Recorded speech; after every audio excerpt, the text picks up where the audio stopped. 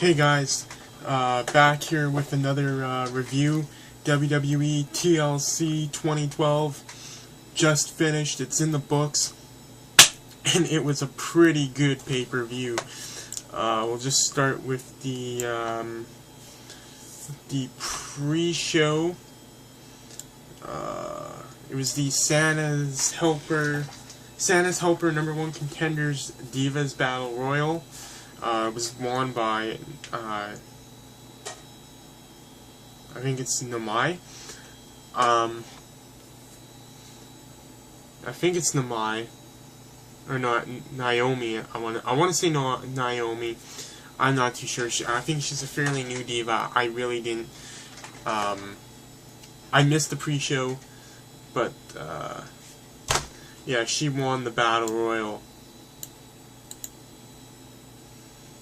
Wasn't really that interested into the Divas Battle Royal. I mean, I know it is Divas, but when you put them in a Battle Royal, at least now, as of the talent they got right now, they're getting better, the Divas division, but I'm just not into a Battle Royal with all of them yet. But then we get to the first match of the actual pay-per-view, and we get to the #1 Contenders tables match for the WWE Tag Team Championship. So the winner of this match will be the #1 contenders for the WWE Tag Team Championships. It was Rey Mysterio and Sin Cara versus the Rhodes Scholars. I think Sin Cara and Rey Mysterio teaming up was great. I think it's been good for Sin Cara. I think he's improved greatly in the ring since teaming up with Rey. I think Rhodes Scholars is a great team. I think Damien Sandow is obviously the stronger of the two, and it was really a great match, which ended with Rhodes Scholars picking up the win. Cody kind of pushed Sin Cara mid-air. Yeah, he kind of pushed him mid-air, sending him through a table. And yeah, it was a pretty exciting match. The tag division has gotten a lot stronger in the last few months with having the primetime players, Epico and Primo, the Usos, Team Hell No, Rhodes Scholars. It's really strengthened.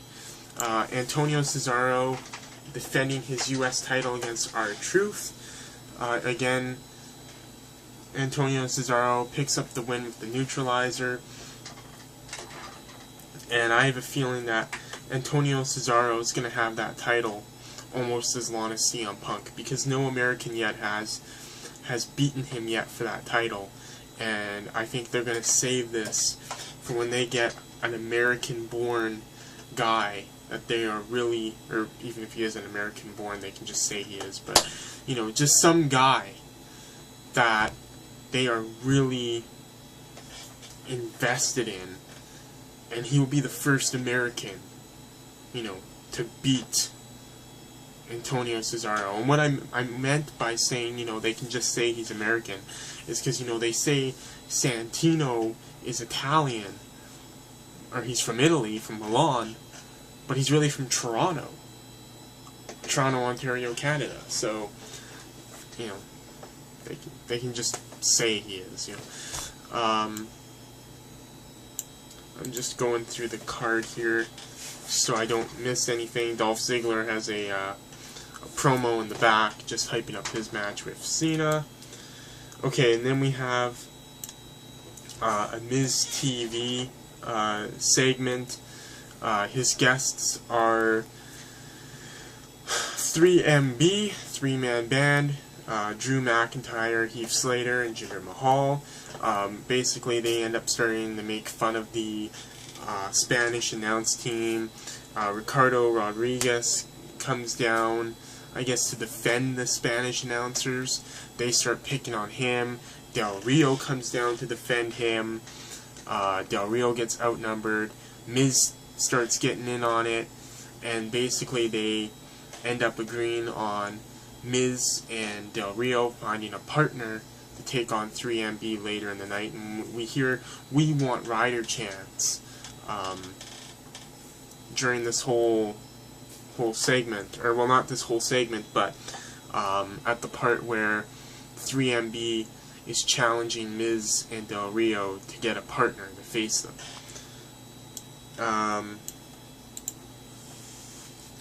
So then we move into the Intercontinental Championship match. Kofi Kingston defending against Wade Barrett. These two had a really good back and forth match, and Kofi ended up retaining with a Trouble in Paradise out of nowhere when it looked like Wade Barrett was going to hit the bullhammer. I think it's good that guys like Antonio Cesaro and Kofi Kingston are retaining their titles, that they're holding on to them, and they're not just handing them over to R-Truth, who could be the happy-go-lucky face with the U.S. title, and Barrett the destructive monster, or well, not monster, but the brass cocky heel with the Intercontinental title. I could normally see them at one point handing these guys the titles, but I think at this point they need to get some legitimacy on these titles and, you know, establish long title reigns with the U.S. and Intercontinental titles with legit feuds, like Antonio Cesaro and R-Truth, a legit feud, Kofi and Wade Barrett, a legit feud, and you gotta keep building these legit feuds so people are like, man, Kofi Kingston's really fighting to keep that IC title, it really means a lot, this is the IC title, man, and that's how they're gonna build that build up, and that's how they're gonna build the U.S. title up, and that's how you can main event Monday Night Raw with a U.S. title match or an Intercontinental title match. Anyways, CM Punk does a little bit of a promo from his skybox. The biggest thing I would take from that is he was wearing a shirt that says "Knees to Faces" and said CM Punk, and then GTS on the shoulder, or here, about here, and that's obviously taking a shot at The Rock's t-shirt, and Punk really just didn't say anything too different, just stating that he's the longest reigning modern champion for a reason, and he's just getting started, and he started off being champion at the beginning of this year, and he's going to end it as champion, and throughout the pay-per-view we were getting promos for the Royal Rumble that were really focused around The Rock being there, and so it was just, I think, to show that Punk was there and keep people thinking about Punk. But really, starting tomorrow, it's full speed ahead, Rock versus CM Punk. Then the 6-man tag team TLC match, Team Hell No and Ryback versus The Shield. I can't say any more than it was a war. It was all out war. It was tables, it was ladders, and it was chairs. Tables were used, ladders were used, chairs was used. It was not one-sided. It was a back and forth, evenly matched brawl, and at the end, The Shield won, and I think that's good. They gotta play this smart. Nexus was killed off way too soon. Core was killed off way too soon. Although I don't think the Core was as strong as the Nexus, but the point being is, don't blow all this faction off. Don't feed them to Ryback like Cena. You know, let's get these guys built up. Let's make something of this. You know, the Shield doesn't necessarily need to lose to Ryback and then disband. You know, like, do something different with it. You know, they took a good step tonight, and they just got to keep going with it. Then we had Eve defending her Divas title. She kept it. I mean, that was my washroom break match, to be honest.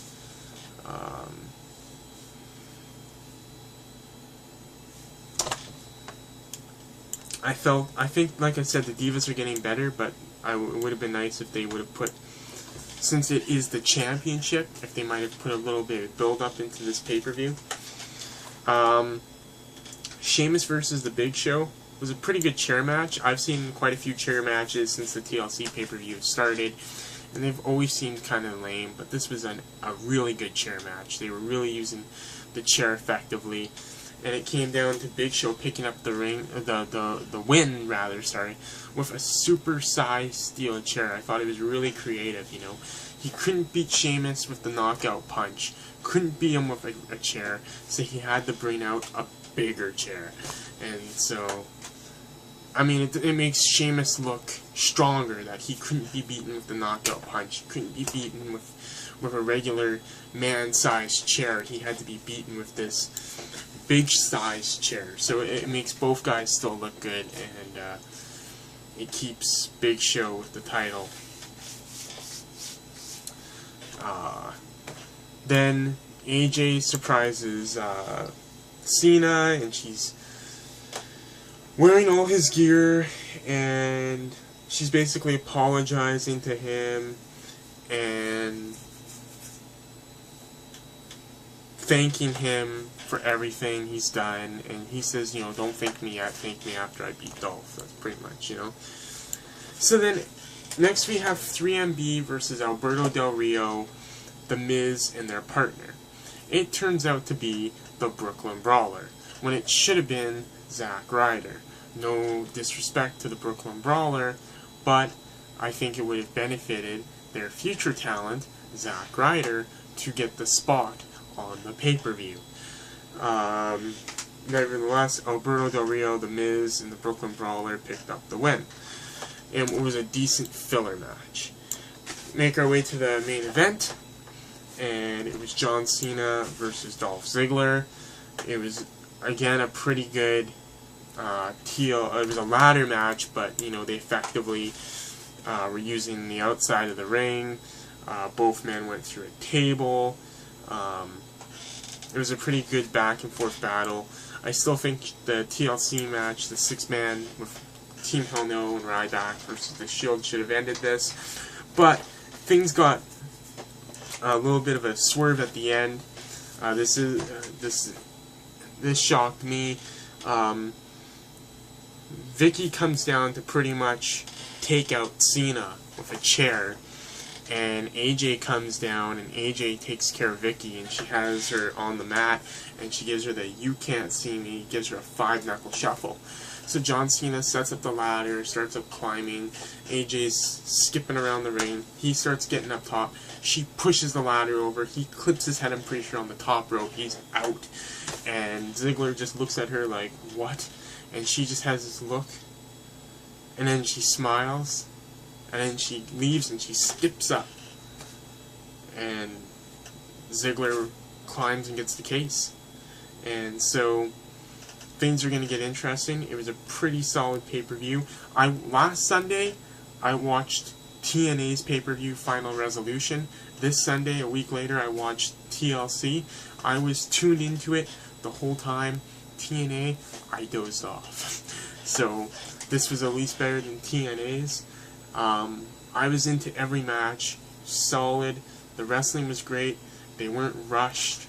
They let each match develop and get to their spots. I mean, there were some botches, but, you know, a ladder's gonna fall sometimes, you know, gravity, you knock it, but nothing that really ruined it. I thought all the superstars did a great job, and it was a solid pay-per-view. Can't wait till the Rumble. Can't wait till Raw tomorrow, the Slammies. It should be great to see the fallout from the pay-per-view. Hope you like this video. Comment, subscribe. I got tons of other videos on here.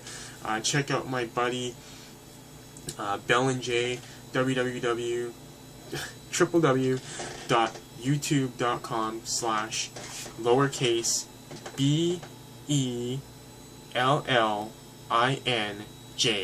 That's BellandJ. And our channel together, www.youtube.com/1v1gamers.